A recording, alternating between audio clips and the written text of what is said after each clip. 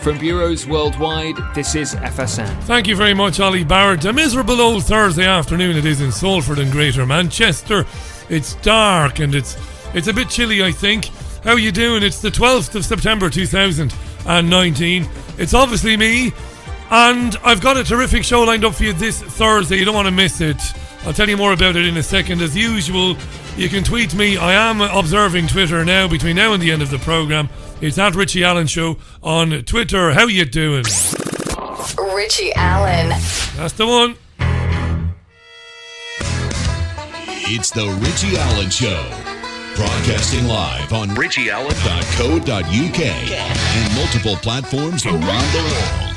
And now, here's your host, Richie Allen. Yeah, I think I've got a really special guest for you today. A really special guest. Councils in the United Kingdom are making enormous amounts of money by fining people for dropping litter, but they are doing so using private enforcement firms on the streets of every city in the country, fining people on the spot for alleged littering, making hundreds of millions of pounds. Well, John Foley is a market trader in Liverpool, and last year, after he met a member of the public who had been fined, he decided to take it on, and boy did he take it on. John Foley joins me on the programme today to talk about that. It is fascinating.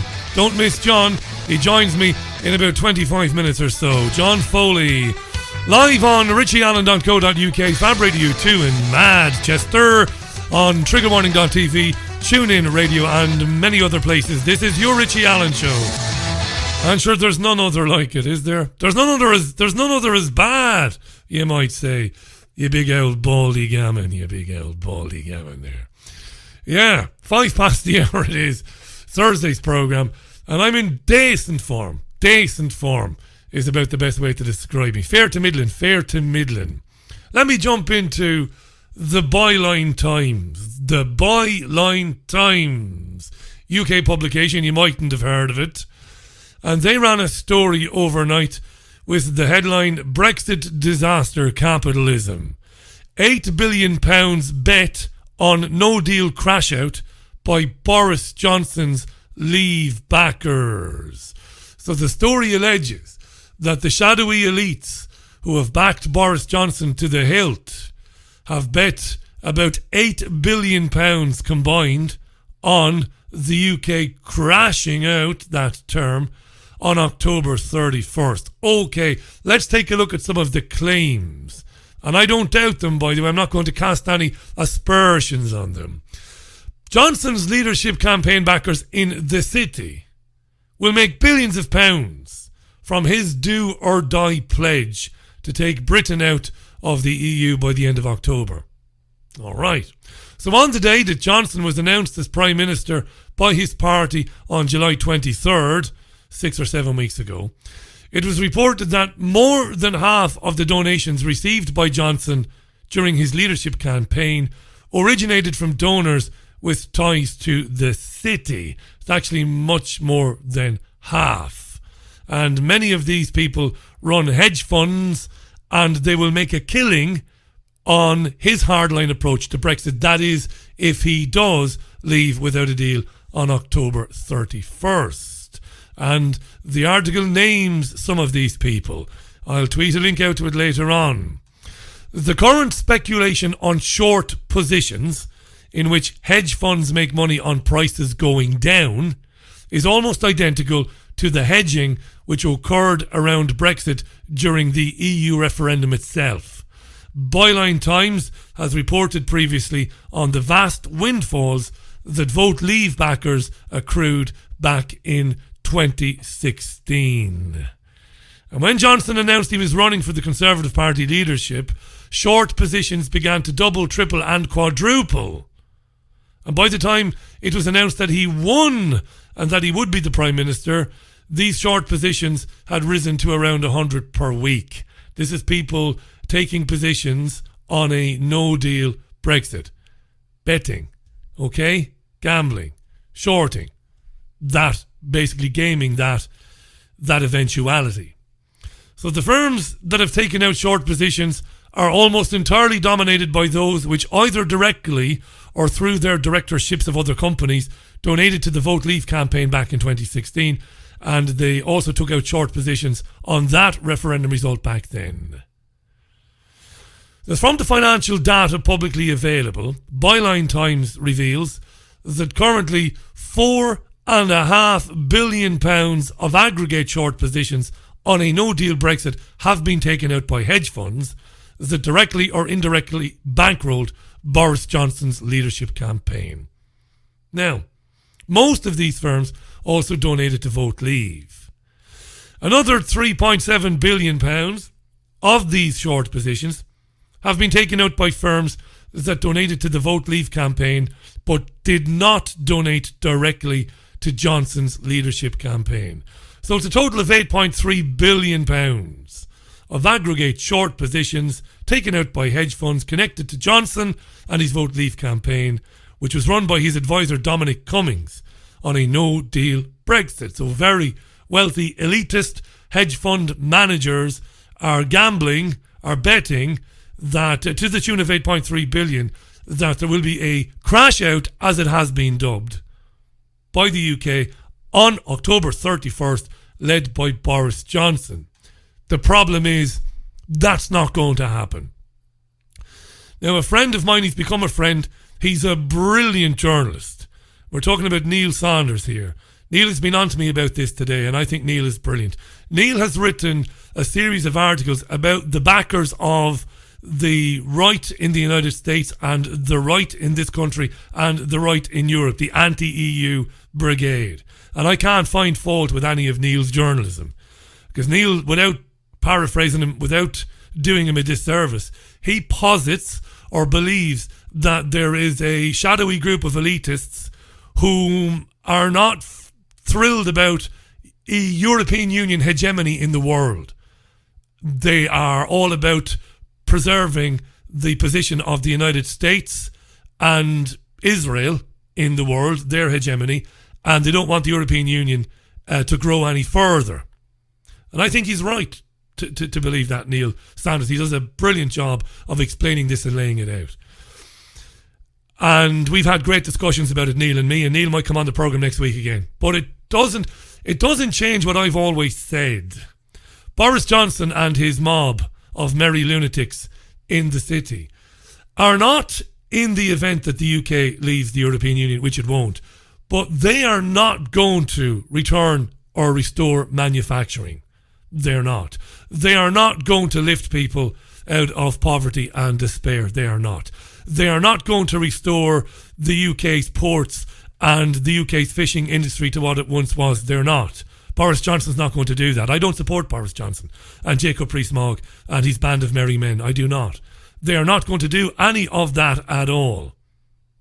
They're going to sell the country out, what remains of it, to some of the biggest capitalists and globalists on planet Earth. Of course they are. I've never disagreed with Neil or anybody else on that point. I believe the European Union is a vital cog in the push to centralise government globally in the very near future, and that whatever about the horrible people who've bet 8.3 billion on us leaving, whatever about the horrible Boris Johnson and the horrible people surrounding him, and maybe their desire to leave with no deal, I believe it will not happen. And I believe that will be borne out in the next 6 or 7 weeks. And that's all I can say about that right now.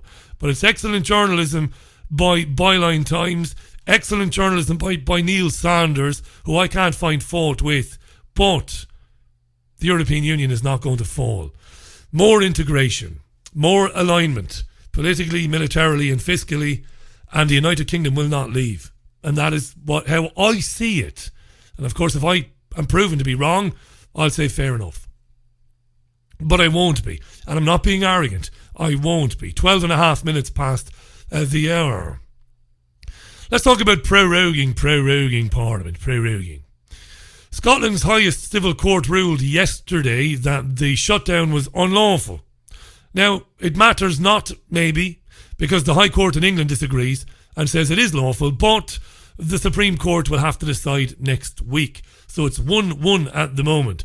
So Johnson was unveiling plans to kickstart the UK's shipbuilding industries this morning, and he was asked by a BBC reporter, Boris, did you lie to the Queen? Did you lie to the Queen? Did you lie to the Queen when you advised her to prorogue, to suspend Parliament? Absolutely not. And indeed, as I say, the High Court in England plainly agrees with us, but the Supreme Court will have to decide. We need a Queen's speech. We need to get on and do all sorts of things at a national level. We've got a fantastic... Here we are, discussing shipbuilding. We're going to be launching 5 new Type 31 frigates. We're going to need bills on education, on health, on housing, on technology, on our vision for investing in science, space program, all the things that we want to do, on environment, stopping the export of waste overseas and plastics. There are a huge number of things that we want to get on with and do. I'm going to revitalise the country. He's lying.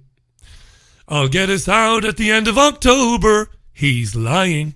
That's Boris the Liar Johnson speaking to the BBC earlier on. So what about the European Union? He's lying. David Sassoli is the president of the European Union Parliament, and he spoke this morning on the backstop and on the no-deal scenario. By the way, when he refers to the resolution, he means the European Union's position on the subject. Do you get that? Because he talks about the resolution. David Sassoli, President of the European Union Parliament, first of all, talking about the Northern Ireland backstop. The resolution stresses a very clear message. You can't have an agreement without the backstop. It couldn't really be any clearer. That's the position of the European Commission, the position of the European institutions, including the European Parliament. And don't forget, Parliament will have the last word. After that, I can say that we're perfectly happy to examine any proposals which are made. We're not ruling anything out. But up to now, I can say, and I'd like to stress this point, the United Kingdom hasn't proposed any alternatives. And anything that's been legally credible, if I can put it that way. Yeah. And right. workable. Lovely. So that's Sassoli on the backstop. The backstop is pretty simple. It keeps the UK in general, including Northern Ireland, in the European Union Customs Union until they find a solution to prevent a hard border in Northern Ireland, a border between Ireland and Northern Ireland, right? That's what it is. He then went on to speak about the no-deal scenario and the extension, the possibility of extending beyond October 31st. This is interesting. Then there's the issue of extension. The resolution says that we are open to a possible extension, provided that it's something that's done for overriding reasons, like avoiding no deal, having a general election, or extending Article 50. Yeah, so they would be open to an extension and extending Article 50, eh? Surprise, surprise. Yes. The unexpected hits you between the eyes. That's the surprise, you see. Of course they'll extend. Of course they'll extend. Of course. The Labour Party has said it's more important now than ever that Parliament is recalled next week. Why? Well, the government published the Yellowhammer document. What the hell is that? Well, it's an assessment of a reasonable worst-case scenario in the event of a no-deal Brexit. The government only published it because MPs demanded that it be made public. This is the government's own assessment of a worst-case scenario in the event of a no-deal Brexit. The document is marked as official sensitive, dated the 2nd of August 2019, and it outlines a series of reasonable worst-case planning assumptions if there is a departure with no deal. Let's let Kay explain it, eh? Let's let Kay do some of the legwork here today. This is Sky News' Kay Burley explaining it. Getting more now on the government's no-deal Brexit preparation papers. The Operation Yellowhammer report warns of delays in Dover, food shortages and possible civil disorder. The report says certain types of fresh food supply will decrease, with the risk that panic buying will cause or exacerbate food supply disruption. On medicines, it warns supplies will be vulnerable to severe delays. It will also not be practical to stockpile products to cover expected delays of up to 6 months. Of the expected disruption at Channel ports, it says there will be significant queues in Kent, with delays of 1.5 to 2.5 days before being able to cross the border. The report also says border delays could affect fuel distribution. Customer behaviour could lead to local shortages in other parts of the country. And it warns that violence could break out. Protests and counter-protests will take place across the UK, and many absorb significant amounts of police resource. If there's a split in the electricity market on the island of Ireland, there will likely be significant electricity price increases for customers in Northern Ireland. But the rest of the UK would not see any disruption to electricity. Yeah, we're all fecked, bejesus. On the ports, the UK's ports and delays, Kay had Richard Ballantyne on. He's the chief executive of the British Ports Association. And she asked him, what would no deal mean for Dover specifically? Asked Kay to Richard Ballantyne, chief exec of British Ports Association. What would it mean for Dover? Well, it's a question we're regularly asked, I have to say. So Dover is, as you probably know, a roll-on, roll-off ferry port that facilitates many thousands of roadsgood vehicles and indeed private users through it every day, going about routine journeys to and from the European Union to France. And so if you, at the moment, we're in the EU, the Customs Union and other unified organisations, which means there are no routine controls other than immigration, so passport checks you do have. But if you were to impose new checks for customs declarations, documentation and occasional inspections even, for other quite complicated processes such as phytosanitary and sanitary checks on plant and animal-based products such as food products, then you might need to stop those lorries for sometimes seconds, occasionally minutes or even longer, to either inspect paperwork or verify that loads are customs approved and cleared with our agencies and indeed the agencies on the continent. And of course, it's important to say it's not just Dover. While Dover and Eurotunnel are two of the busiest routes, there are many other ro-ro ports, both those that facilitate traffic that's accompanied, where the driver takes the vehicles, but also those that have unaccompanied traffic. So that's where the trailer is dropped at a ferry port and a trailer is loaded and then shipped off. And both those ports have similar kind of challenges. So we don't want the whole of the attention just to be about Dover, however important it may be. There's concerns for the wider ports industry as well. I get the impression that Richard Ballantyne wanted to say to Kay Burley, I don't think it'll be a big deal really. But that's a political position, and I believe he held back there. He didn't sound overly concerned. And remember, if you've got French customs officers acting the Mickey man, as we would say in Ireland, acting the Mickey man, behaving in a, confrontational way, trying to punish the UK, well, you would reciprocate. And you would see who gets tired of that first. And when you think of how much more the European Union sells into the UK than the UK sells into it, that's a game that they would get tired of playing before the UK would, I would say. Right, let's leave Brexit. I had to do that today because things are moving.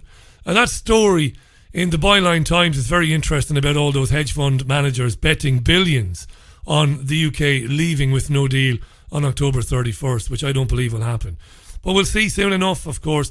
So it was worth getting into a bit of Brexit today. 22 minutes past the hour. John Foley joins me, market trader in Liverpool, in a few minutes' time. You don't want to miss John. You really don't. I talked about this morning on the newspaper review, the live stream on YouTube. I think it's an interesting story. Blue Mink were a 60s pop group. I say were because the lead singer Madeline Bell is performing as a solo performer these days, although she still sings some of the Blue Mink hits. And they have a song called Melting Pot. And this first made the news about a week and a half ago when Gold, that's a UK radio station which plays oldies, golden oldies even, and basically stopped playing the song or said they wouldn't play it anymore. Why? Well, because one person complained to Ofcom saying that the lyrics of the song were racist, bejesus. What kind of fuckery is this? Well, it's plain old fuckery, Amy.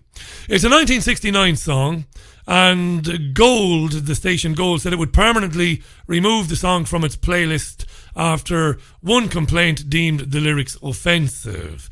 The progressive scream, you hear it more and more these days. If you go outside now and walk down your street any evening when people are watching television, every now and then, emanating from a household somewhere, you will hear this. Oh, it's as piercing, isn't it? Oh, Jesus, to get on your teeth, wouldn't it? And that's the progressive snowflake millennial scream. When somebody hears something that offends them terribly, most awfully.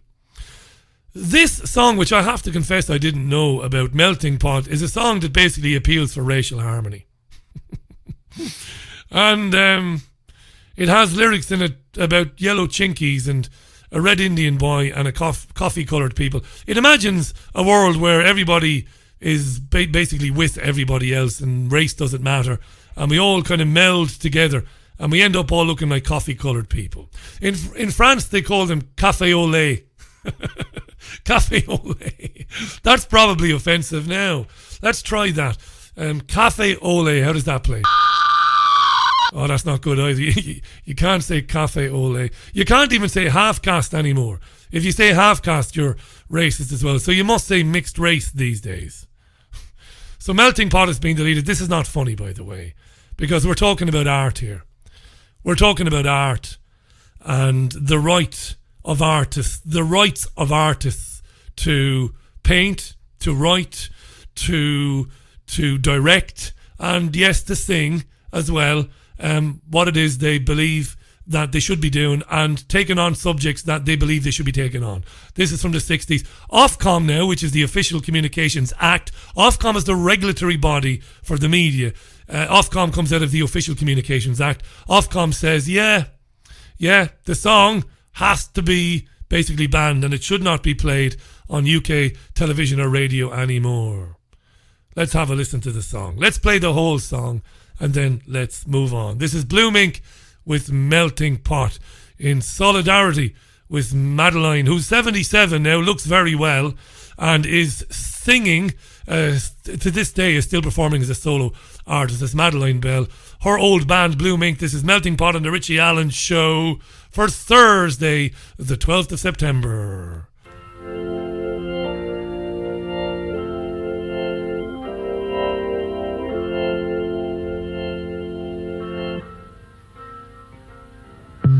Take a pinch of white man,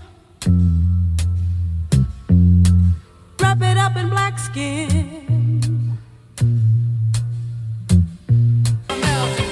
It's a cracking tune, to be fair, isn't it? I like that song. I didn't know that song. A number of you know it, you big know-alls. You big bloody know-alls. You know everything.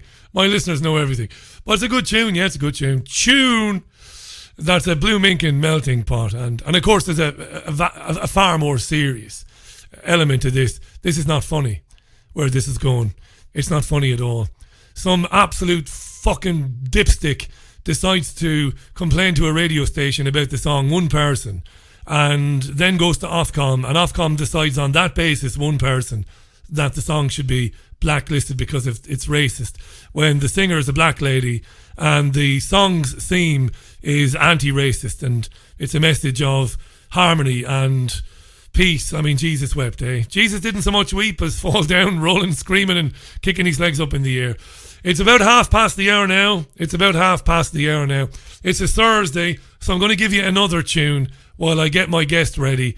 There you are. You don't often get that on the Richie Allen Radio Show. 2 tunes back to back, but you're going to get it today. We're going to have plenty of chat after that with John Foley. So while I dial John up then, let's hear this from Snow Patrol, who'll be on tour in the UK later on this year with a reimagining of some of their biggest songs.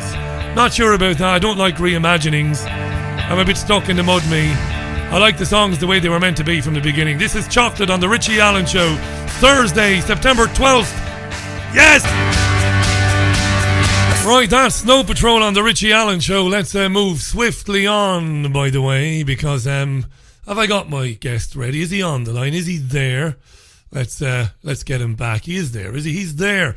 Right, let me introduce this. This is really important, this. My guest today is a well-known market trader in Liverpool, and some of us might remember him from a couple of years ago when he made a very high-profile protest against Ryanair by handcuffing himself to the goalposts at a Premier League football match, which Ryanairs Michael O'Leary was watching. More on that later on, maybe. That was very interesting at the time.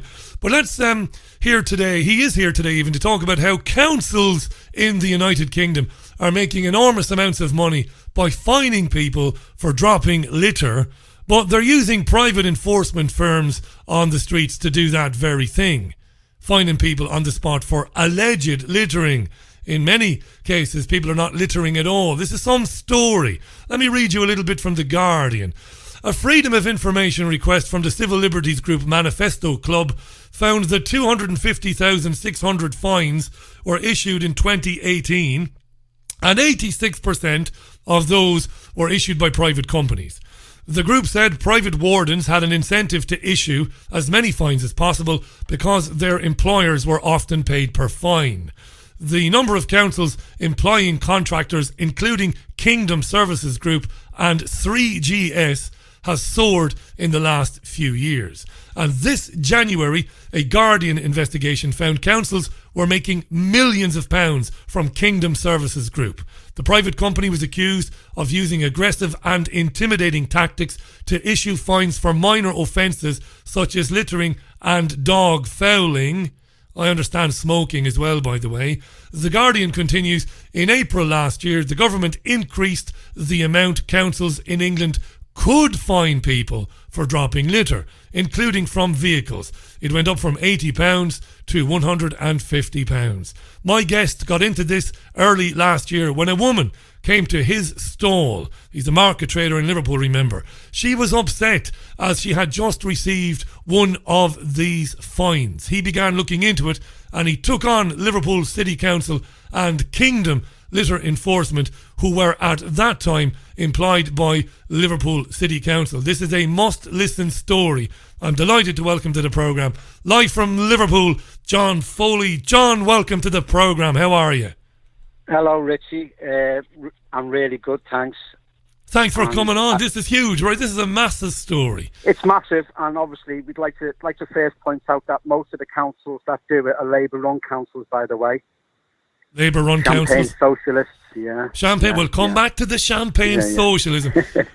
Let's go back to last. By the way, folks, we're not overselling this. This is massive, this story. So last year, you're a market trader in Liverpool with a very well-known, very lovely-looking stall, by the way. Before we go there, Richie, can I just say a few things first to start it off? You can, mate. Go ahead. The floor is yours. Off you go. First, obviously, thanks for letting us come on your platform. Not at all. You have some great guests. And there's one group that's still active in the Wirral that I'd like to plug. Obviously, the Liverpool group now's finished because we'd won. But there's a group called the Wirral Axe the Litter Police Kingdom Security, who have a Facebook group of 3,500. I would hope some of them would actually contribute to your channel after tonight, to be fair. Lovely. Come on, David, get your money out. Oh, no, don't even. They can come on. Forget about money. I want to hear from these people. I wish more of these groups would get in touch, John. Yeah. But go ahead. Well, David, Claire, Wendy and Heather have done a tremendous job. And what they actually did over in the Wirral, it wasn't just a case of going after we call them bandits, so we'll call them bandits throughout the interview. And what they did, they were actually helping the victims that were going to court. And Richie, it was months and months of work for these guys. And they did a tremendous. I went on 2 of them, and 2 of them was enough for me. And they went on so many, it was unbelievable. And it's an honour to come on today. Native American activist Leonard Peltier's 75th birthday today. Is that right? 75? Wow. And my Uncle Jerry. So let's go then. Let's crack on. Well, look, you know this programme. We've all the time we need. There's no rush here. This is an important story, so we'll take our time. So last year then, you're working away, you're going about your business, and a lady comes to see you and she's fairly distressed. Pick it up from there. Yeah. March 2017, she was 74-year-old Lily. She came to me stall telling me that she'd been fined £50 for smoking outside the market. Now, the market has a 50% cover. Now, not many, obviously Lily didn't know, I wasn't aware, and many other people won't be aware. The Health Act of 2006 clearly states if you're under 50% cover, you can be given a fixed penalty notice, FPN, for £50. Now, obviously, Lily was on a state benefit at the time, a pension, and the £50 to her was a lot of money. So I thought, hang on, this can't be right. You can't be doing that. At least warn them. Anyway, so about a week later, 2 vulnerable people came to me stall. And one of them, the gentleman, after speaking to him, you could tell he was vulnerable. His wife was just, she wasn't talking at all. And the both of them have been given fixed penalty notices of £80. Now, if you go to the DEFRA guidelines, obviously, vulnerable people shouldn't be issued with tickets. Now, the gentleman, it wasn't clear that he was vulnerable, but his wife was. Anyway, long story short, Richie, he ended up borrowing the money and going to the food bank the next week because he had no money from their benefit. And why were they given the fixed penalty notices? What were they doing? For throwing a cigarette on the floor. For throwing a cigarette away. Yeah, Jeez. Throwing a cigarette on the floor. Which, Richie, I'm totally against, like yourself, we're totally against people dropping litter. I'm totally against dogs pooing and people not picking it up. Yeah, but this isn't about litter. This kingdom enforcement and other companies that do it, it's not about cleaning the streets. We need to make that clear. It's the council's zero. They brought in a zero tolerance on litter. Now, the word zero tolerance means you can drop a crisp and it's 80 quid, minimum 80 quid. You know, there's no excuse, there's no nothing. Anyway, tell us about this. So, the lady who came in to see you, the cover in the market, 50%, meaning that there are areas where you're not supposed to smoke, but she didn't know that. Well, you know, when you go outside, Richie, and you're outside, you're outside in the air, 50% cover over your head. Yeah, it's a £50 fine. So I got in touch with the local press, who got in touch with the environmental minister in Liverpool. He said, I'm not having this, and he actually told Kingdom to stop doing it. Good. He wasn't aware they were doing it. I got him on camera. He was aware. He knew what was going on. Now, what these bandits didn't know is I'd done the research a few weeks prior to this, and I'd actually spoken to someone. I was at a meeting, a big meeting, when Kingdom came to Liverpool. And when they came to Liverpool, they had the bus companies, they had the big shopping centres, John Lewis, they had Liverpool One. They were all in the meeting. They told them the script. I was informed by the person in the meeting. They came in all suited up, looking like police officers. By the way, Kingdom's run by former police officers, so we understand why they looked like police officers. Anyway, he gave me information. And I ran with it then, and I said, "Hang on a second, I'm not off. This is the perfect scam."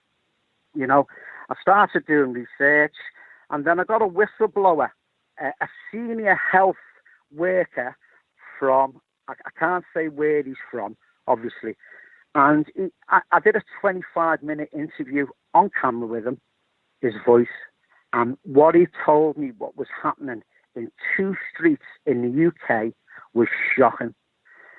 He was telling me he only deals with seriously mentally ill patients. Now, vulnerable people, yeah, DEFRA guidelines, don't give tickets to vulnerable people, okay? Now, he witnessed on 3 occasions Kingdom bandits waiting in them streets for them victims to come out of their homes. Now, what this health worker told me, when the seriously mentally ill come out, Richie, to get them embedded back in society, they put them all together and they monitor them.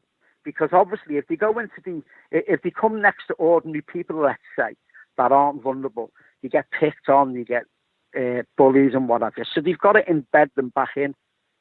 He said he was just completely shocked, and he came to me with that information. Let's just clarify that. Let's just clarify that. This is important now. So Kingdom, private company, not the police. It's a private company. It's been employed by Liverpool City Council and other councils to go out on the streets to be enforcement officers, to enforce litter laws, and a health worker has told you.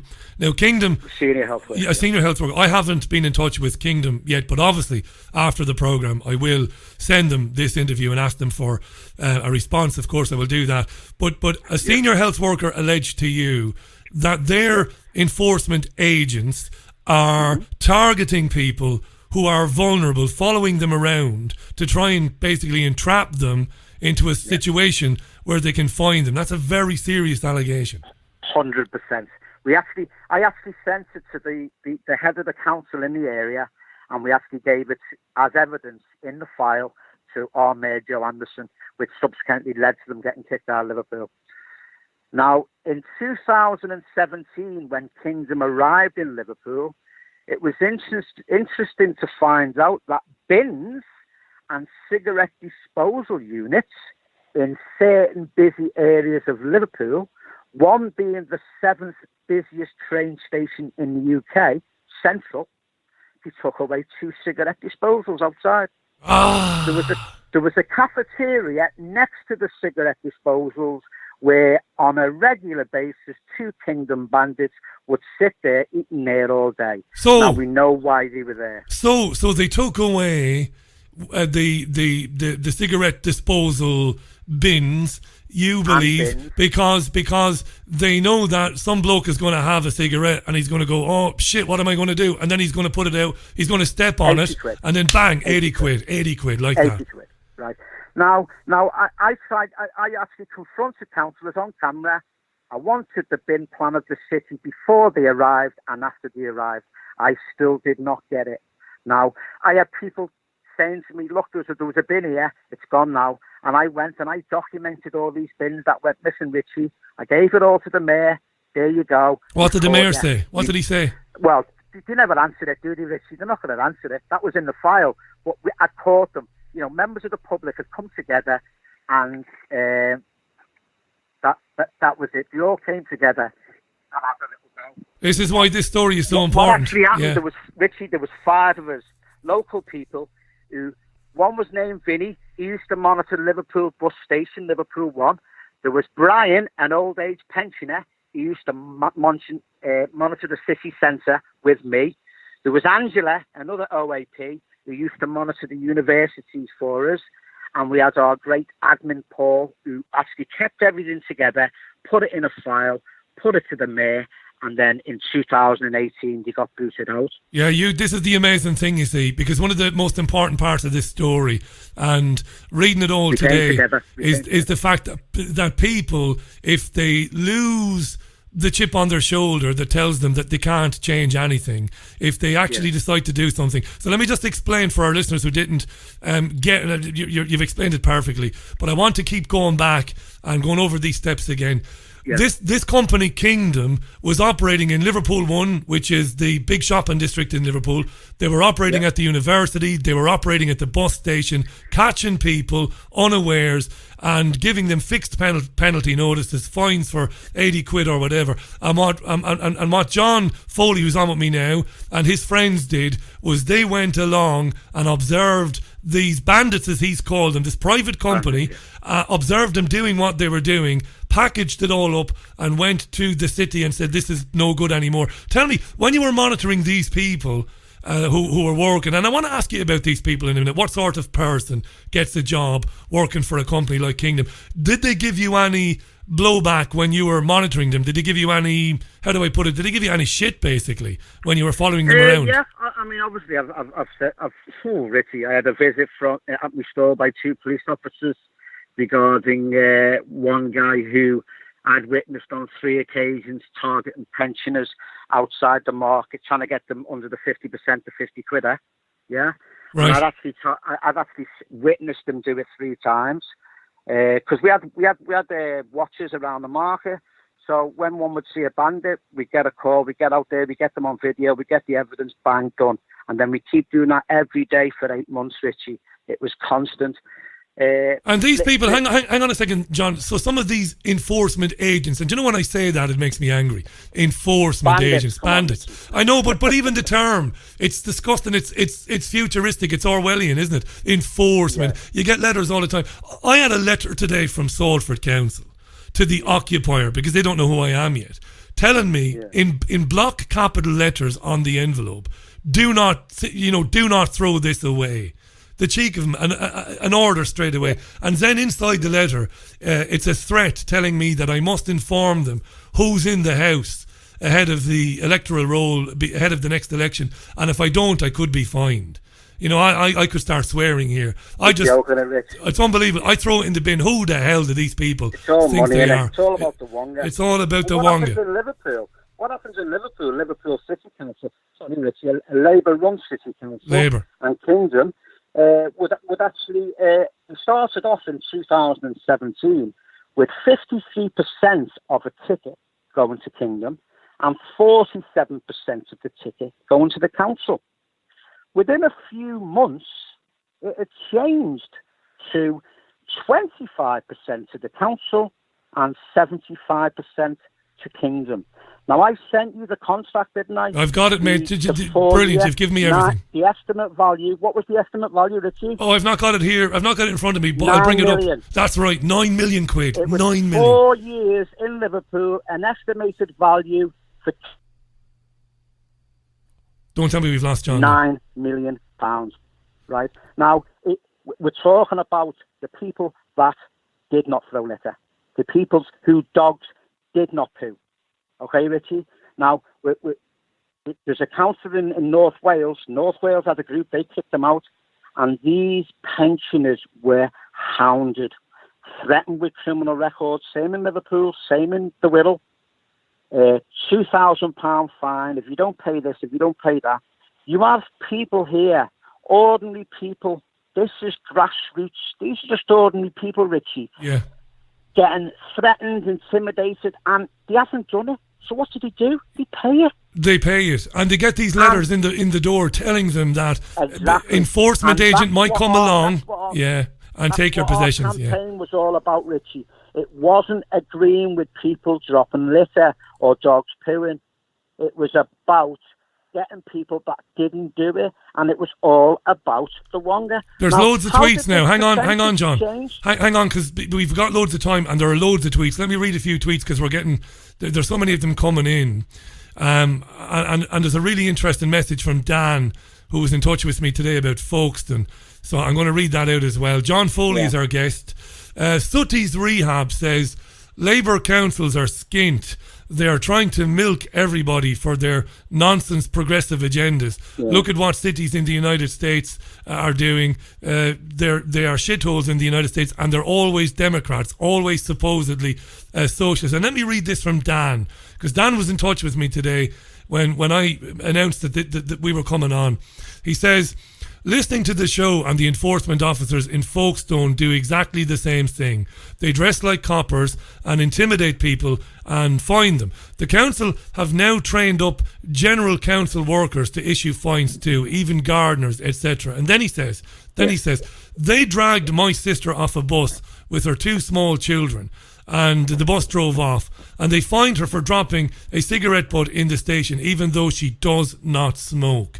They would not have it. Wait for this. They would not have it, and she was bullied into paying the £80 fine. Her bus drove off, and she had to walk 3 miles home. We've been fighting them for 6 years in Folkestone, says Dan. And you reckon that's a common story, the non-smoker? I mean, I don't know about the 6 years, but yeah, it's common. 12 months, 6 months, it's common, Richie. I mean, there's thousands. I just want to go on the Kingdom website. Our environmental protection solutions are tailored towards your needs.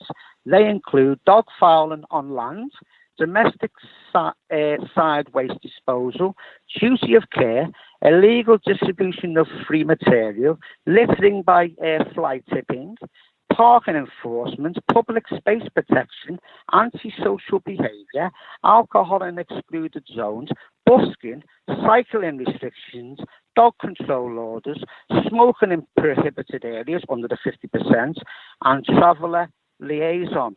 Now, this Kingdom, they do that much for councils, and, it's 100 million, Terry Barton, it's £100 million he turned over last year. Is this privatising the police, John? He said in a conversation that within 8 years, his company's going to take £1 billion.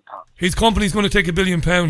in 8 years. The obvious, it's not even a question, the obvious statement is we are witnessing the privatisation of the police, because you just listed a number of things there, like alcohol banning orders. Those are matters for the police, not for private corporations. So this is privatisation by stealth, or is it privatisation at the speed of light?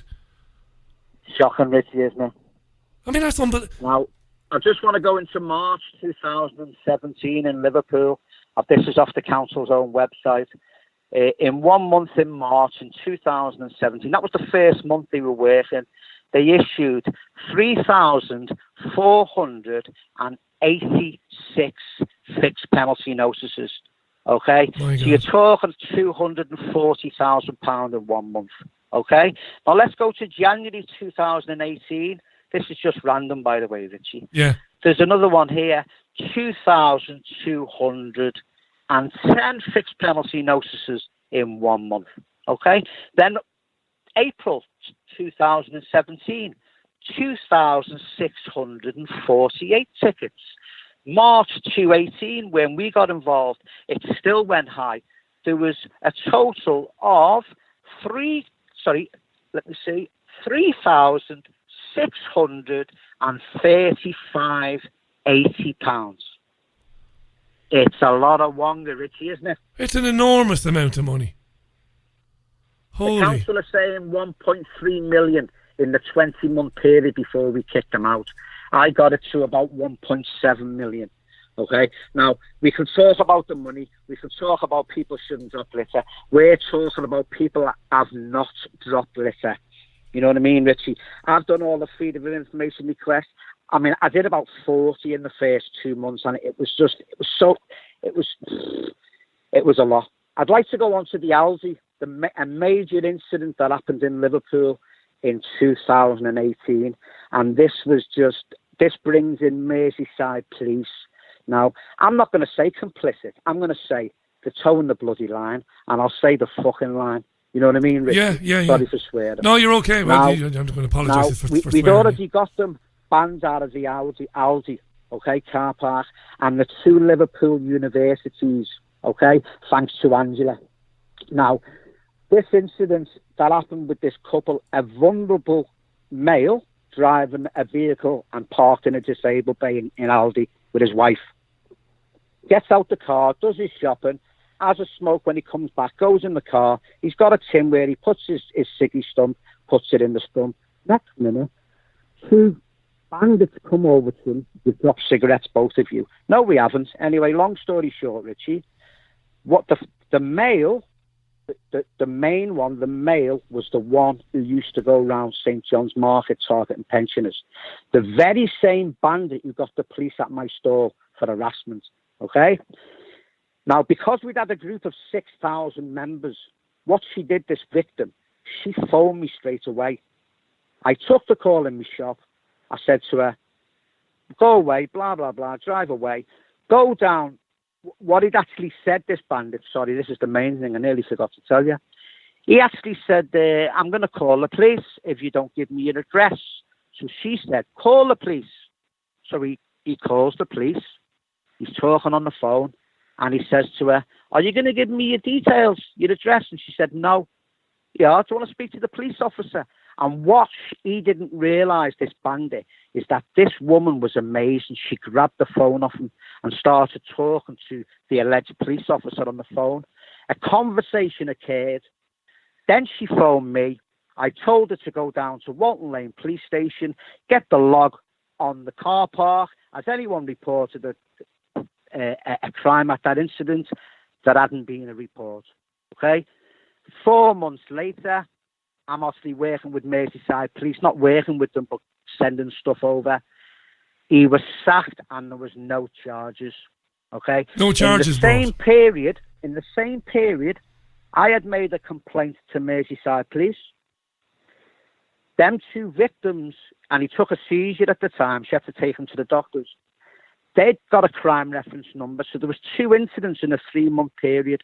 I put a freedom of information request to Merseyside police. I've got the 3 documents asking the question, in the 3-month period, don't forget that we have got 2 crime numbers, has anyone complained about Kingdom litter enforcement? The 3 replies were no. Okay? So I went down to Merseyside Police. What are you doing here? I know there's a report because I reported one because I got threatened. Okay? The ladies, at the Aldi with the impersonating a police officer.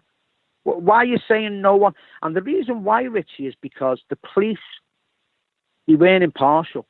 The police are getting the money off the council through the council tax. They've got to toe the line, Richie. And that wasn't the only incident. We had loads of incidents where the police were telling people, give your details to the bandits, give your details to the bandits. The police were telling people, wow, this is amazing. And this is not just Liverpool. Richie, you can actually remain silent and walk away. Of course, and not give them any information. Everyone has that right. Do me a favour. I'm going to try and bring in Dan. I don't know if I can do this now. It's fairly straightforward when we're on Skype. I'm going to try and bring in Dan for a few minutes. John Foley is our guest this afternoon. John's a market trader in Liverpool, and what we're talking about is a national scandal that has received a little bit of press attention, but not much, and it is the scandal of councils in the UK making hundreds of millions of pounds by using private companies dressed like official, maybe dressed like security guards or police officers, walking around the UK cities looking for reasons to fine people around litter. And John Foley is and friends of his in Liverpool took this particular company on and beat them, and we'll talk about that in a few minutes. I'm going to try, forgive now the production here, but I'm going to try and do this live and bring in Dan if we can. I don't know if it's going to work. Go on with it. I don't know if we can do it now. It told me I could do it. Let me just see. Can we do that? Let me put the number in and see, can we do it? It's not letting me do it. Would you believe that? I'll get Dan on another time. I'm really sorry about that, Dan, but I can't do it for the moment. So, John, flesh this out then. This is, as I said, it's right across the United Kingdom. Councils. There's more companies now, because what happened, a lot of these Kingdom bandits started opening their own. They opened their own companies doing exactly the same, Richie. Started doing exactly the same. So we can't say too much, because obviously we're watching a few of them. You know what I mean? I saw some of these people in Manchester recently. I was in Manchester recently, and I saw people walking around, and I saw litter enforcement on somebody's. It was a coat or a blazer or something, and I looked at it and I thought, I think that's G4S, isn't it?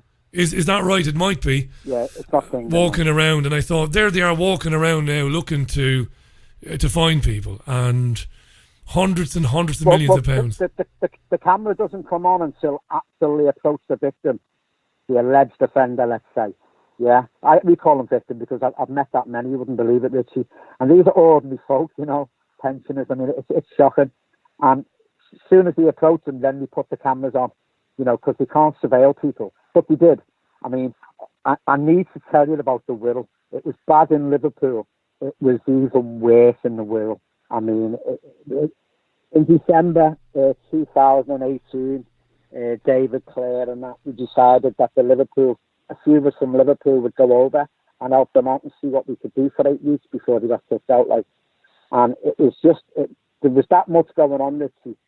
It was, I mean, I couldn't sleep at night some nights, because I'm thinking, how do we stop these pensioners, these people that, and the dogs aren't putting, they're not throwing litter, they don't even smoke, and the councils aren't listening. And you're sure that they were targeting pensioners specifically because they were more likely to be compliant?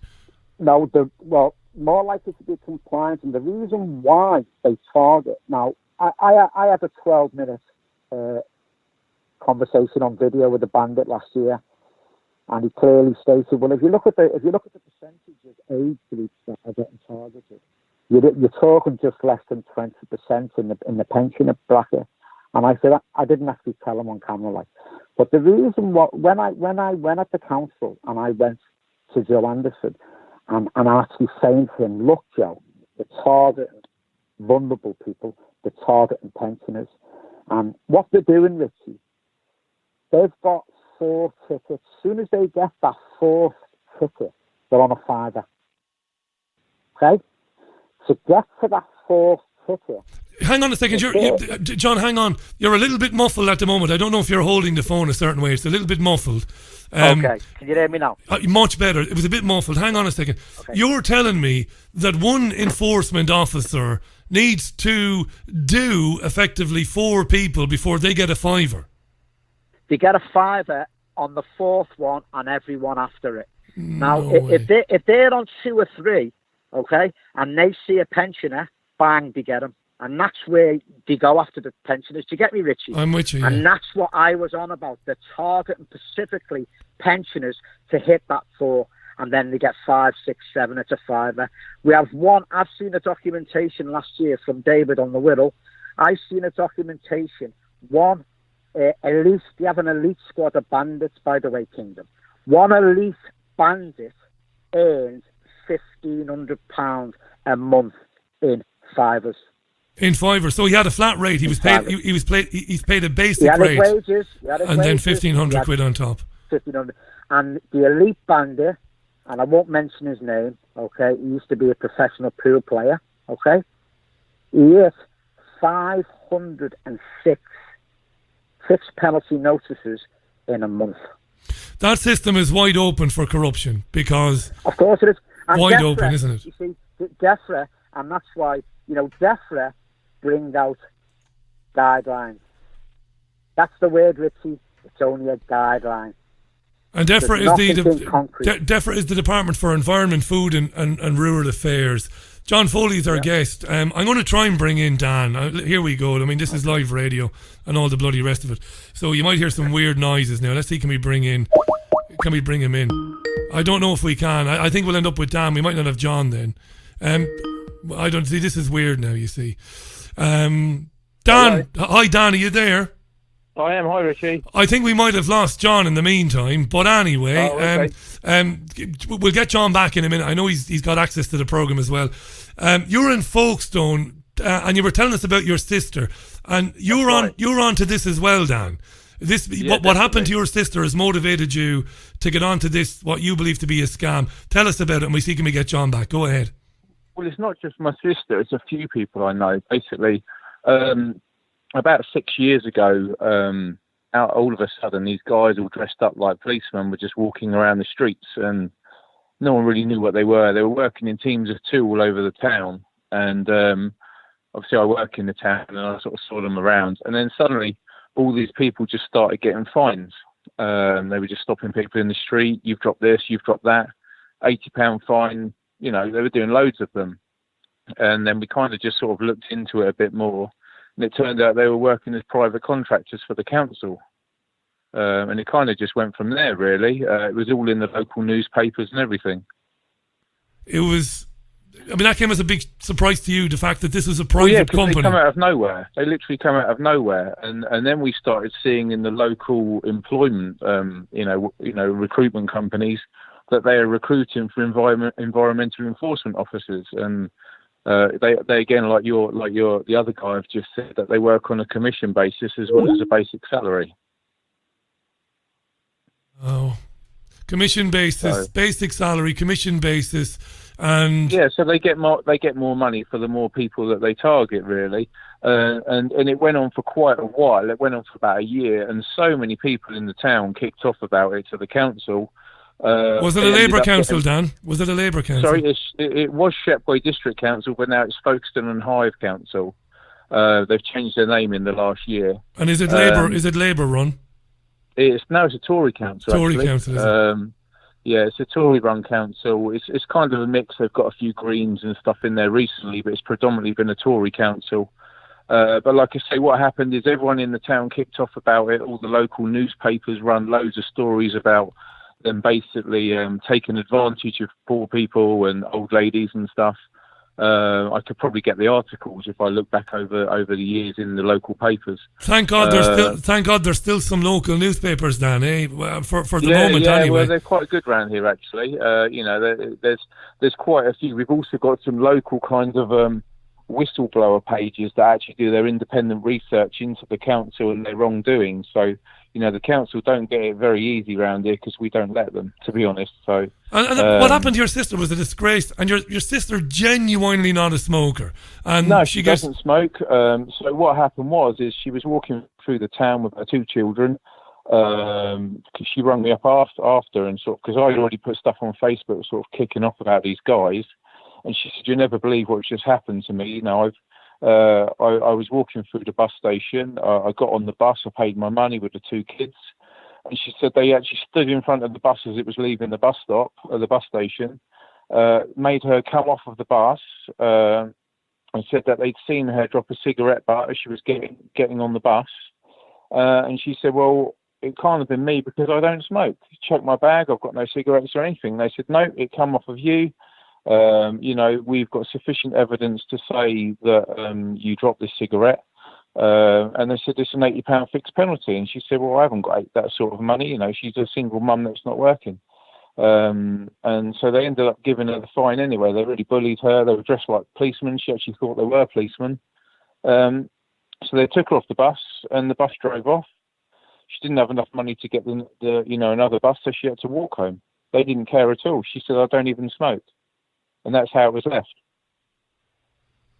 That's absolutely mad. That I'm getting tweets.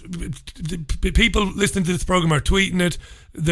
For many of them, they're absolutely hard. They can't believe this because it isn't an exaggeration to say this is the privatization of the police, isn't it? This is how it begins. Like we said, it's like a private money enforcement. And to be honest, the council around here has just got worse. It's not just littering. They're fining dog owners for having their dogs off the leads. They're fining parking. The parking revenue that they've made from fines in this town in the last 6 years is over 2.6 million just in fines for people. Parking. They basically what they've done is they've put residence parking bays. It's a seaside town, Folkestone. So they've put residence parking bays everywhere, and so there's nowhere to park now unless you buy a residence permit. And if you park any other place, you get a fine. And they've made 2.6 million in fines in the last 6 years, purely just getting people coming to visit the town, and just things like that. And they've just recently brought back the enforcement because they went off for about 4 years. So they vanished, all these enforcement guys. We didn't see them for about 4 years. And now over the last sort of 9 months, they're back again. They've got a different and they're back now. again. And when I bring John back in a minute, it's a shame I can't have you both on together. That's all right. No, but you know what it is? I'm using a different system. When I do the phone-in shows, I've got a different system. I can take multiple calls, but I'm using a bloody different. It had to happen, didn't it? But when I bring him back in a minute, he had some huge success in Liverpool because this crowd kingdom was booted out. But my concern would be that these people will just get a bit smarter in terms of how they go about their business, and other companies will come back in to Liverpool and Manchester and everywhere else. My pal Jean Ann, who gets a lot of mentions because she's very important to me and is very smart, she says this is the nub of the issue. It's private companies taking over local law enforcement, and it's only going to get more crazy in the long run. That's what it is. It's totally privatising everything around here. I mean, not just here, but all over the UK. I mean, it's private parking companies. We've got private environmental officers walking around. It used to be a company called NSL, I think, but I think they've now taken it on in-house. And because we've got a lot of local coastal parks where we are, so people come down from London for the day. We're only 40 minutes from London on the train. So, and to be fair, I mean, these people do come down. They do leave a lot of litter. So these people do deserve to be fined 100%. Absolutely. Because they just come around and leave their shit everywhere. Yeah. And but the general public in the town, you can get fined down here for letting your dog walk on the beach. £100 fine if your dog goes on the beach. It's crazy. And who owns the beaches? You can't find someone for say you can't have your dog on the beach. These crazy Dan, these crazy bastards, and I didn't mention it this week because there's been so much else going on, but they're talking now about people getting fined for their car wheels being on the curb outside their house. Oh yeah, we've got that down here too. It's madness. Crazy. I have to put the car wheels on the curb outside my house because if I don't, the side mirrors are going to be knocked because it's a narrow road. Well, I've got no choice. Our mirror off this week. We've got a similar place. No way. I'm looking out of my window now, and every single car on my street is parked half wheel on the curb because we haven't got enough space because all the other sides are just double yellow lines. And somebody's knocked your wing mirror. Somebody's knocked your wing mirror. This week I saw a wing mirror. It doesn't work anymore. We've got electric mirrors. One of them's broken now. But because the council have put double yellow lines on one side of the road to stop people parking there, so they have to go and pay in the car park, it used to be free parking. Something's going to have to be done there. We've got a residence permit, so we can park where we are. Yeah. But they've yellow line the rest of the street, so you have to go and pay £1.50 an hour in the car park, otherwise you get a ticket. Ultimately, Dan, people are going to have to come together in the way they did in Liverpool and the Wirral and say enough's enough. I agree. I mean, I'll send you on the messenger a link to a website of it's basically a whistleblower team that we've got going down here, and they're just going up against the council, get everything. I mean, our council, basically, we've got mass homelessness in our town. You know, there's people in every street doorway, and our council have just spent £3.5 million on a castle in the middle of a field because they want to build a 10,000 house development around it, and they say they've got no money to clean the streets. Oh, right. But they've just spent £3 million on the castle, but they've got no money to look after the streets. Only the people, and you know, it's crazy down here, and I guess it's the same everywhere else. It's the same everywhere else as well. I'm going to bring John back on. Thanks so much for coming on. Do me a favour. No, we're going to stay on top of this issue. Come back again. Yeah, no worries. I'll get it sorted out again. We'll get a phone in going on this specific issue because I'm getting loads of tweets. I'm getting emails as well. So I'll organise a phone in. I'll get you back on, and you can tell us about the whistle. You've got my number now. I have your number now, and we're connected on Twitter. Thanks, mate, for coming on from Folkestone to tell us that. Thanks, Dan. Speak to you soon, Richie. Thank you. You too, buddy. Bye. That was Dan, right? Let's go back to John now. This is huge, this, isn't it? I mean, this is proper huge. Let's get John back on the line from Liverpool, our market trader friend, John in Liverpool, John Foley, who successfully took on Liverpool City Council and Kingdom and dealt with them. I'm so sorry I couldn't keep you both on together, John. I did my best, but it's all right, Richie. Well done. Thanks, mate. It's good to hear. I doubt you heard Dan there because of where you are, but he told he told a very similar story from folks. So tell us about getting these guys kicked out of Liverpool. How did you do that? Because that's very important. Let's stay with that. Well, like you say, 5 local people got together. We documented it. We hounded them like they were hounding innocent people, Richie. You know, I've had two interviews under caution at the police station regarding it. I've had 1 visit at the shop. But you know what? You try and break you, Richie, but you've got to keep going. The truth will prevail in the end. And that's what these platforms that you do is all about. There was only 5 of us, but we had members of the public sending texts where they are, where you can find them, and this old person is getting monitored, blah, blah, blah. And over on the Wirral, David, I mean, what they were doing there was sick. I mean, there wasn't as many over on the Wirral. We had 5 activists. We were at it every day, Richie. We only had really David that was doing the video and over there. And the final one was just at the beginning of this year in January, where I've seen a video of our bride. Yeah, I've seen the video, yeah. With the regional mayor. It's all on your YouTube channel, John. do you know what? I'm going to share a link to your YouTube channel while you're talking. Well, Steve Rotherham, you can see him on the video saying, "What are you doing here?" Because we were talking about this 78-year-old lady with a walking frame standing outside Birkenhead bus station, lit a cigarette up, smoked a cigarette and put it in a pouch and put it in a pocket. The bandit went over to issued a £100 fine. Luckily, not luckily for the bandit because she was on a fiver, David was there with his friend and they videoed all the incidents, which was in the Guardian and it was in the Echo. So we went down to the Man Island, which is Mersey Travel headquarters, and said to the mayor, regional mayor, "Why are you allowing Kingdom in the bus station, harassing and surveilling people that aren't doing anything wrong?" And if you see the video, you see his reaction. He was a bit abrupt, actually, to Brian one of our helpers, who is a pensioner, by the way. And you know what? That Brian, he was amazing. Anyway, long story short, Richie, within a week, they were kicked. Thanks to David, Claire, Wendy, and Heather, they were kicked out of the Wirral. They were kicked out of the Wirral, right? Now, this is hugely important because... In February this year. In February. Because after 4 years... After 4 years of work. And £3 million. 3 million quid they earned. Liverpool, because obviously it's not, Liverpool major city. In Liverpool, the contract was 9 million.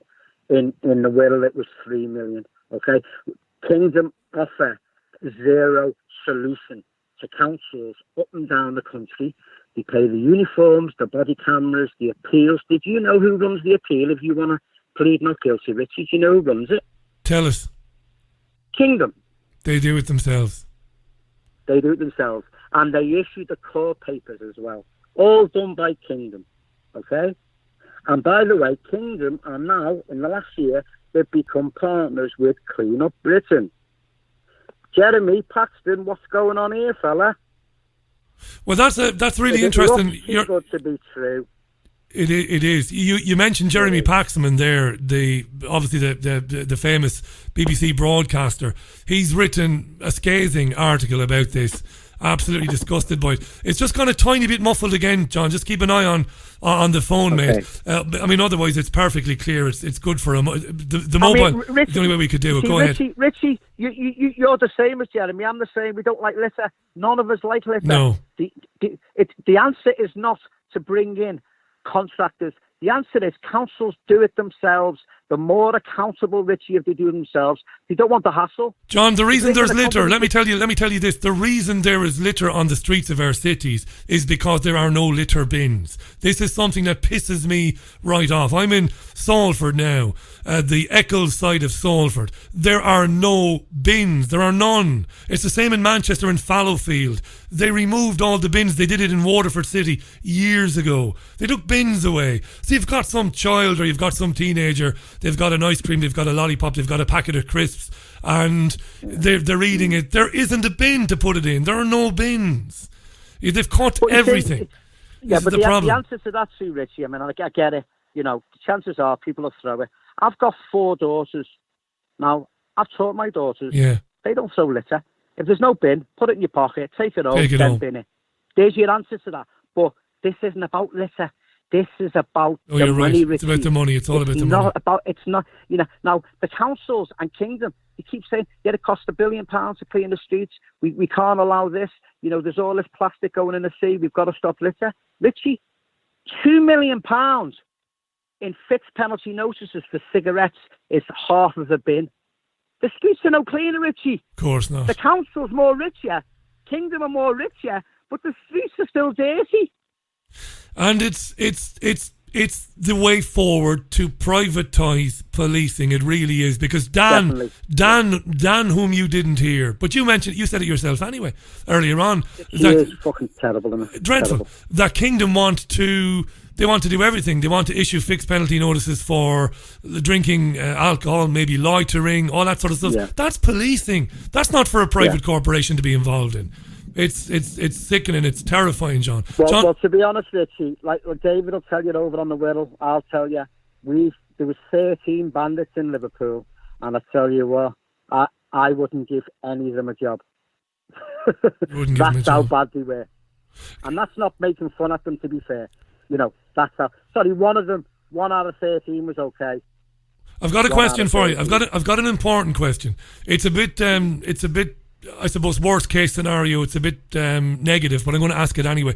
So Kingdom gets kicked out of Liverpool, the Wirral or wherever. We've lost John again, have we? Hang on a second there now. He might have been in an area of low coverage. We'll try and get him back on. Let's see, can we get him back on?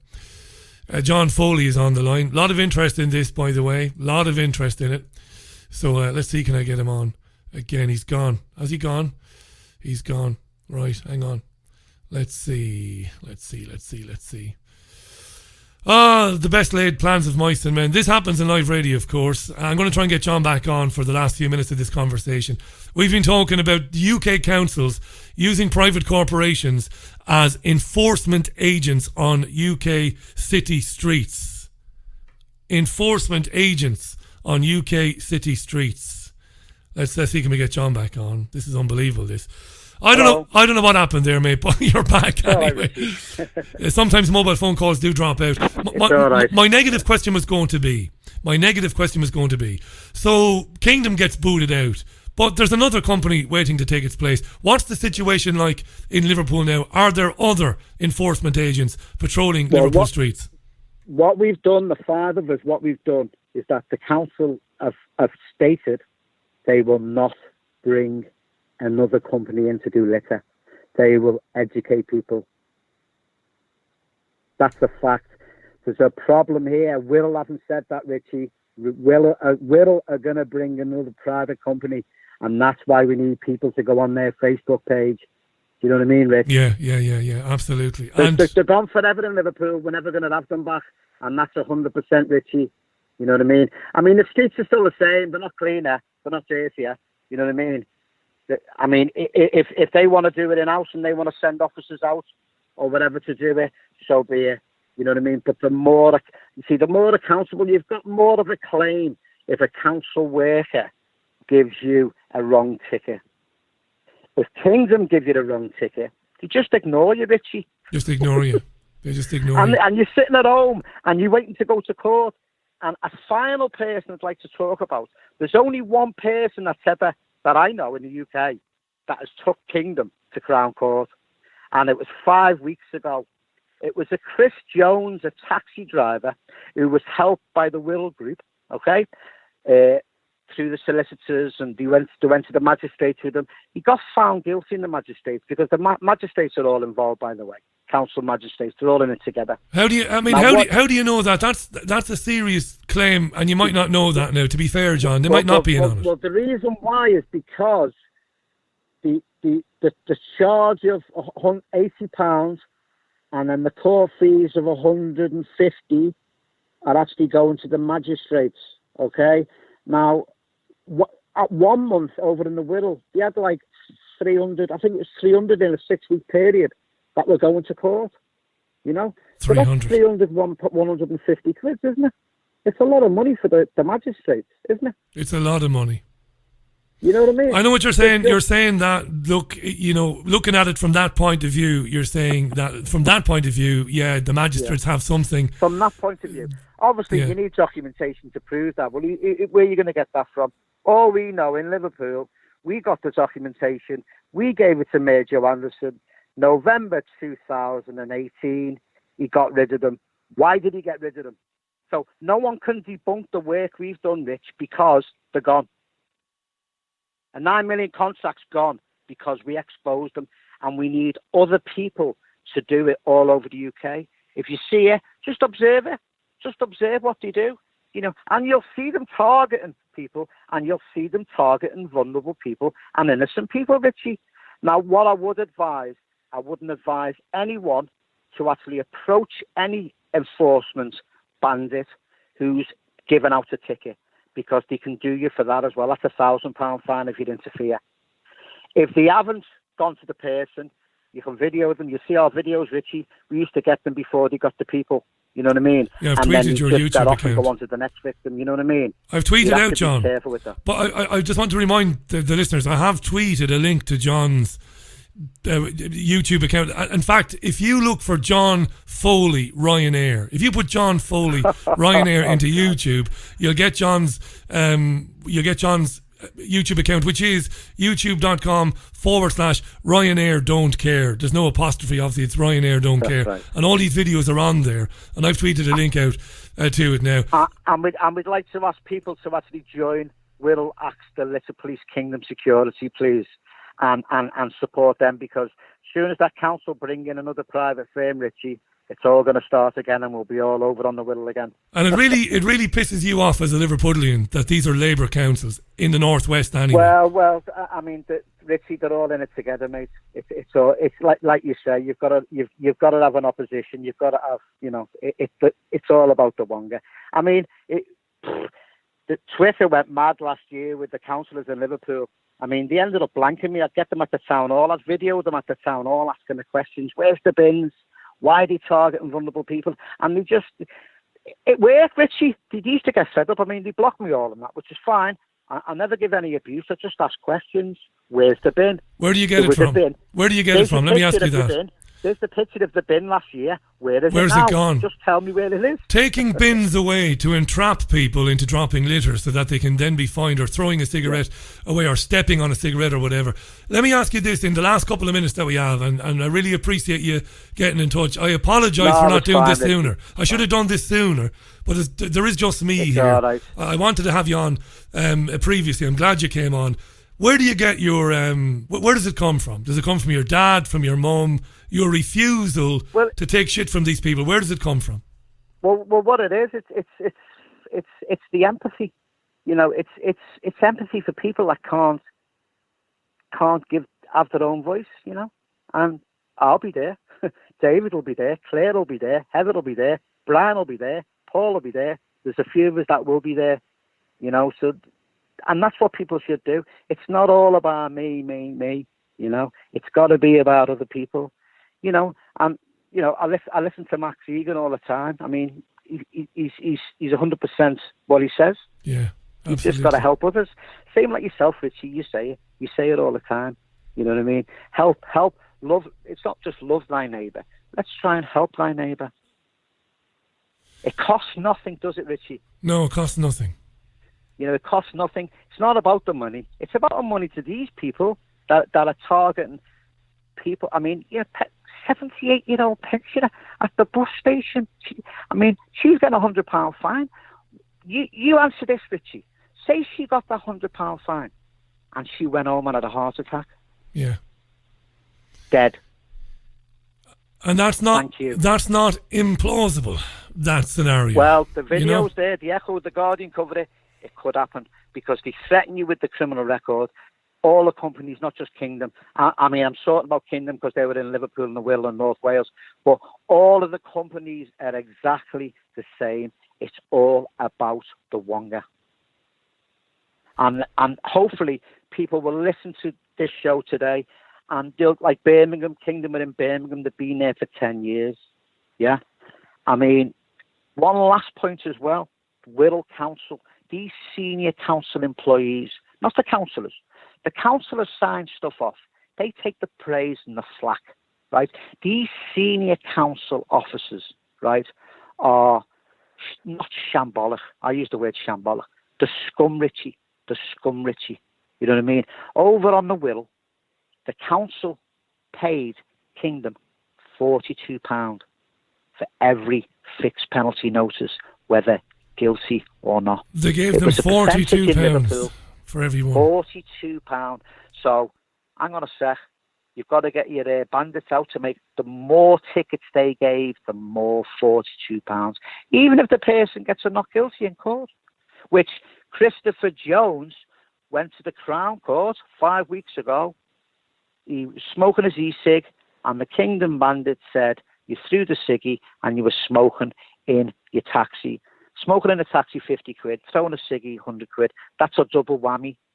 Yeah, double whammy. They love that because it's 150. It's a £10 bonus. Do you get me, Richie? Yeah. He took it. He got found guilty in the marriage. He took it to the Crown. I was there 5 weeks ago. Amazing. The judge threw it out. You see, and there quashed his conviction. Oh, I know. Obviously, Crown Court and a Crown Court judge is vastly different to a magistrate, but there's always hope. You know, I said this yesterday. I might have said it this morning. That a judge will say, "Look, this is outrageous." There's still some decent people, presumably, working within the legal profession, working on cases like that, working in Crown Court. We live in hope, don't we, Richie? Yeah. Well, I mean, Chris Jones' case was successful, and I tell you what, John, thanks so much, mate, for coming on. One more thing, Richie. Go ahead, mate. Go ahead. There's a group called the Wirral Leaks over on the Wirral, and they actually leaked Kingdom WhatsApp. If you Google that, you'll see the reports in the papers. They had a WhatsApp league and they had a WhatsApp chat. And North Wales, Liverpool, you wouldn't believe this, and the Wirral. And they were talking about kicking kids. They were talking about abusing children. They were laughing at jokes about giving people tickets, you know, outside. I forget, do you know where they give tickets out, Richie? Outside funeral parlours, I've got the documentation. It went to the mayor.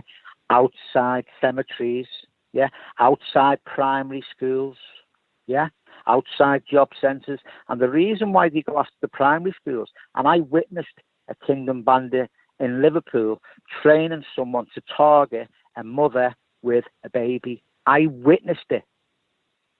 I'm not saying it didn't happen. I witnessed it. And I confronted the bandit on a 12-minute video, which I've still got. Okay? Now, the reason why they were targeting mothers, whether the child throws something or they throw a ciggy or whatever, is because this is what was told by a whistleblower bandit, right? Is that the child gets distress, so the person gives you the details. How bad's that, Richie? The child might start crying, the mum gets flustered, and the mum says, okay, I'll just... Gives the address. Just give the address, and off you go. Exactly. I mean, come on, Richie. Yeah. All for a fiver. For a fiver. I'll give you 50 quid not to do it. Many, many, many years ago in Waterford City, where I come from, many years ago, men working for the local authority would come around to housing estates to turn off water supplies. And they were turning off the water supply of people that were very poor. But the community came together, and there's a very famous story. If people put Ballybeg water switch offs. Ballybeg, yeah. And what happened was the people surrounded the van of the men that were doing it and kept them in the van for 2 days. And absolutely right, the community came together, and that was the end of it. Nobody would come into the community again to turn the water off. That's the way to do it. That's the way to do it. People have got to come together. You know, that's a true story. I remember it because the proof's in the pudding. Mate, thanks for coming on today. I really appreciate it, John. I really appreciate your time. It's huge. You're on top of this. This is a massive story. It has gotten some coverage, but not nearly enough in the media because it's happening all over the country, and it's going to get worse. And it segues. It leads to ultimately more and more and more privatisation of policing by councils and ultimately by the government. I think you're amazing, John. Thanks for doing that today. I really appreciate that. Thanks, Richie. All the best, and I'll speak to you soon. You too, Happy mate. Happy birthday, Leonard Peltier. Cheers, Thanks mate. I echo that as well. Thanks, John. That was John Foley live from Liverpool, and you heard Dan on the programme as well. A massively serious subject, this, because it's ongoing around the country where councils are to... this is organised crime, basically. It's the sort of thing the mafia would come up with. You know, you get people, you make it look like they're official. They're a private corporation. They wear a uniform, and you tell them to go and issue fixed penalty notices to people, and you will pay them a sum of money every time they do that. And also you give bonuses to the agents, the enforcement agents, the bandits, as John called them. It's wide open for corruption and for people to be targeted and vulnerable people to be targeted. But it is nationally, it's hundreds of millions of pounds a year. It's a disgrace. Very few people are talking about it. So we'll return to that in the near future. There's no two ways about it. We will return to that in the very near future. The time is rapidly approaching 23 and a half minutes to the top of the hour. Huge interest in this. Thanks for all the tweets, by the way. Really appreciate them. And again, thanks to Dan for getting in touch during the programme. And it was good that we could get him on. Shame we couldn't get them on together, but I'm using a different setup. It's hard for me to explain. It's all software. When we do the phone in, I use different software, and I use a phone system, which I couldn't use today because it's not switched on or plugged in or whatever. But we'll do, as I said, in the near future, I will revisit that subject because it's massive, and we will get because a lot of people have got in touch with me saying they would have liked to have contributed to this today because they see it going on in their communities as well. And of course, I'll drop a copy of this show to this particular company, Kingdom, and others, and ask them if they'd like to come on the programme and give them right of reply. So I will. So look, I'm before I go today, I just wanted to say, I don't want to make a big deal out of it, because I don't think it's a big deal, insofar as I don't kind of dwell on milestones and what have you, and anniversaries and birthdays. But I've been asked to mark it.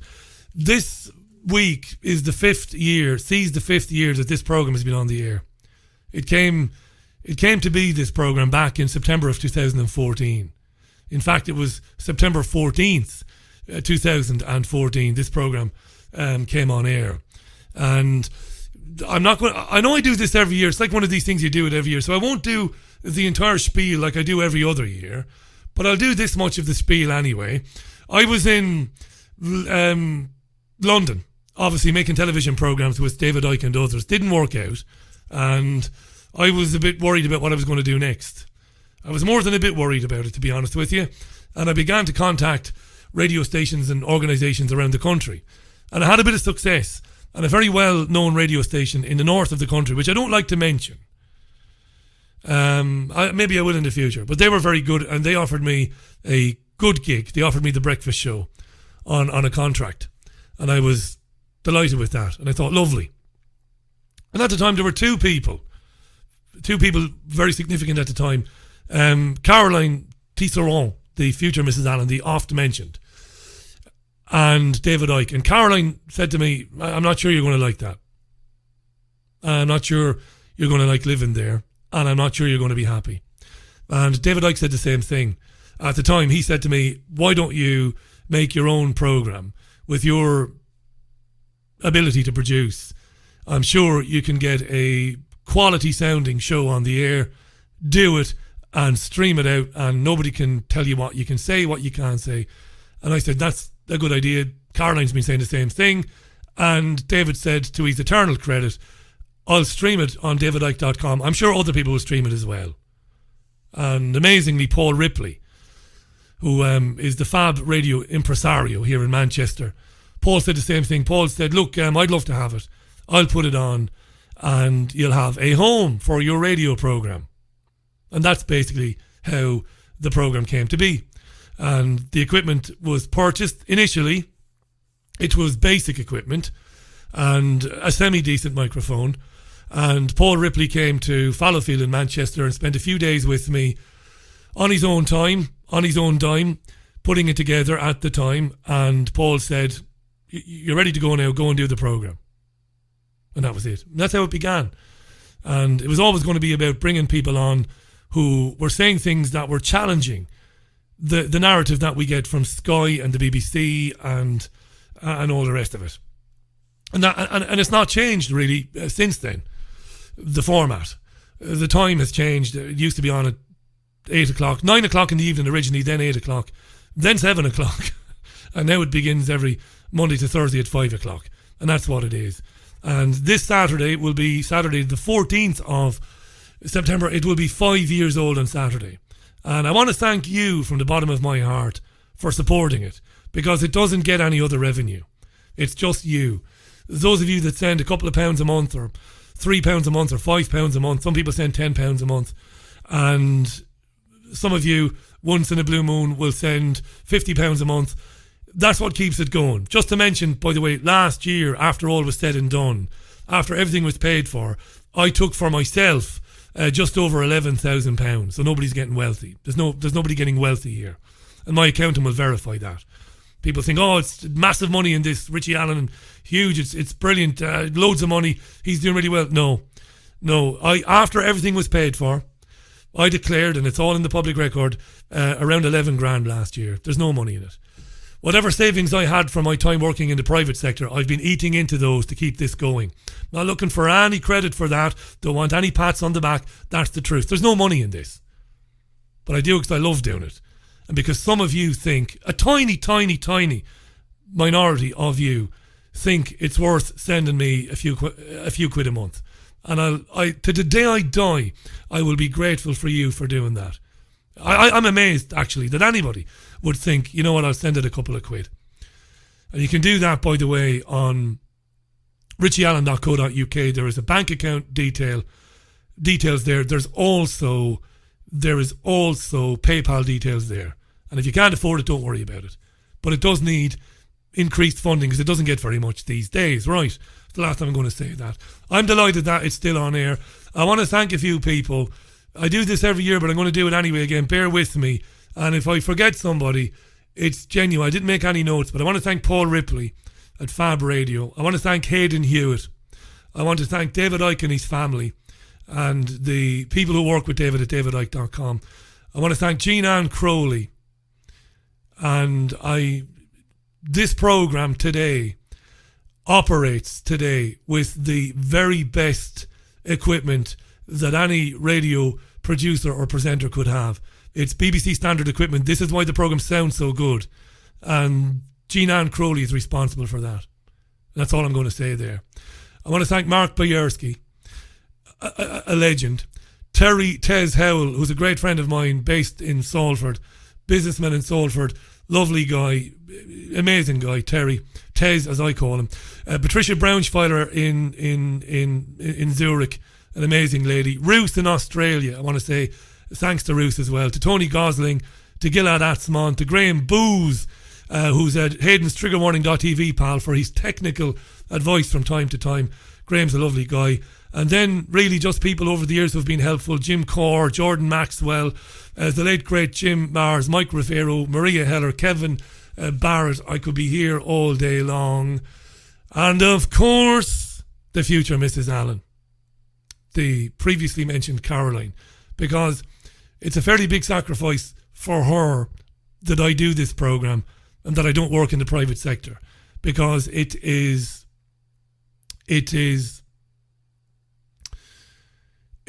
a massive undertaking, and it takes 12 to 14 hours a day, and it often impacts on and kind of bleeds into our personal time, and that's not easy. It's not easy for her, it's not easy for me, but she's an amazing human being. We talked earlier on about people. Jean-Anne said that John Foley has empathy. Caroline has got it in spades. Empathy and love for people and for justice and for integrity. She's an amazing woman. So that's about it, really. I won't be on the air over the weekend, obviously. The next time you'll see me will be on Sunday for Sunday View. The programme is 5 years old. I can't believe it. But I'm delighted that it is. And again, thanks to you for listening to it. Thanks for sharing it. And thanks for keeping it going. I want to thank Phil Restino as well in Florida. My God, I nearly forgot Phil.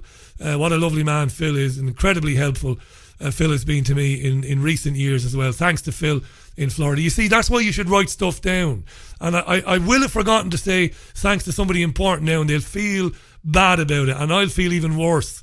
I should write stuff down, but I didn't tonight. I didn't. So if I forgot anybody, I humbly apologise. I'm going to leave the programme now, and I'm going to go and have a cold beer.